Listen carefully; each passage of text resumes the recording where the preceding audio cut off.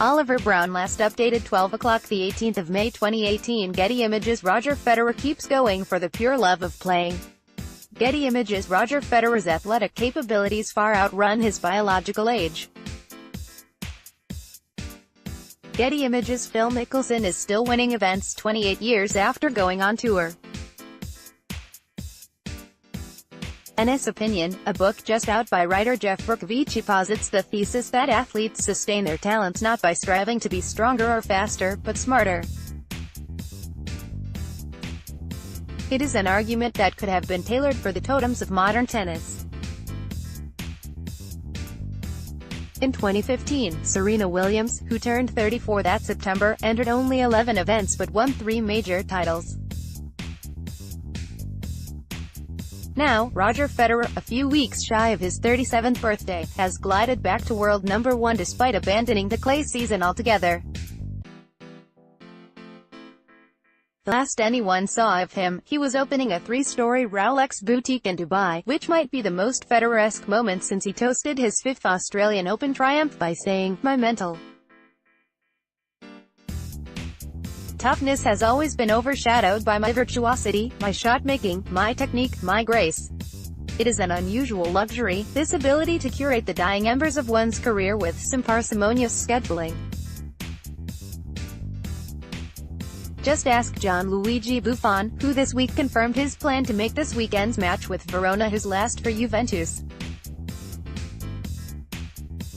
Even for a 40-year-old, the finest goalkeeper of his generation, it is an imperfect coda. Where once Buffon could have savored the pleasures of winning Serie A for the 7th year in a row, he now stands to be remembered, by a British audience at least, as a thuggish ingrate whose traducing of Michael Oliver led to death threats against the referee's family.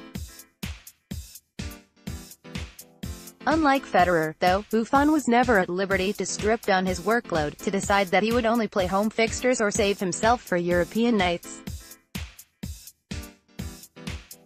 Away from individual sports, one has far less latitude in scripting the endgame.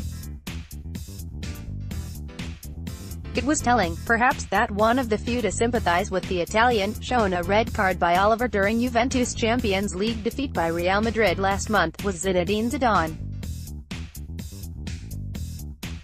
Read more, Nadal avoids double blemish, Pliskova bashes umpire's chair. After all, Zidane's parting act in a football shirt was to plunge his head into Marco Materazzi's chest. Seldom in sport, as he stalked past the Jules Rimet trophy all alone, has there been an exit so wreathed in darkness. Federer, then, is a rarity in that he can choreograph his farewell like an artistic director at Sadler's Wells. To avoid the irritation of comparisons with Rafael Nadal, to whom he has lost 4 French Open finals out of 4, he simply gives Roland Garros the swerve. Nadal has made clear that this approach would not be for him. When you get older, you need to adjust a little bit more the efforts and the calendar, the Spaniards said in Monte Carlo last month. But there are tournaments that I can't imagine missing on purpose, because they are tournaments I love to play, add feedback, and yet it is love, Bercovici claims in his book, that keeps Federer going, the pure love of playing, which he has carried ever since he whacked a tennis ball against the doors of his parents' garage in Basel. Where the Swiss differs from Nadal, though, is in his appliance of science.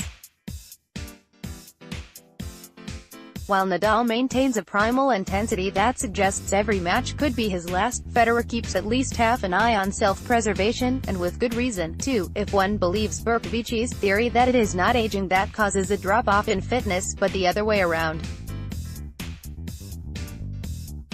Under guidance of fitness coach Pierre Paganini, a publicity-shy figure who never played tennis to a high level, he has displayed astounding longevity these past 2 years, his balletic reflexes attenuating not even slightly. When he let in the cameras last year for a glimpse of his training camp in Dubai, he was chasing down returns with an energy to embarrass a man half his age. By effectively bending time to his will, Federer is achieving something profoundly powerful, by demonstrating that aging need not be a linear descent into decrepitude. Now there are plenty of studies to illustrate that the human body cannot do at 40 what it could manage at 30. Federer shows that the functional mastery of a physical craft does not always decline at the same rate. He is that precious case, as Paganini puts it, whose athletic capabilities far outrun his biological age. For amateur players of a similar age, who suppose that their powers might be inexorably waning, this is the most stirring lesson. None of it is possible, of course, without the most careful balancing of diet, exercise and sleep patterns around Federer's two sets of twins. Unless, that is, if you happen to be a golfer. A key reason why Phil Mickelson is so loved within the sport lies in his embrace of his own aging. When somebody dared venture that his latest range of long-sleeved athletic shirts were not the most flattering, the American replied, "Nobody does slightly overweight, middle-aged guy better than me." Given that the average U.S. golf crowd consists almost exclusively of slightly overweight, middle-aged guys, his message resonates. They are no idle words, either, since Mickelson, 48 next month, is still winning events 28 years after he first emerged on tour. From Federer to Serena, Mickelson to a resurgent Tiger Woods, sport is enthralled to a new gerontocracy, united in defiance against going gently into that good night.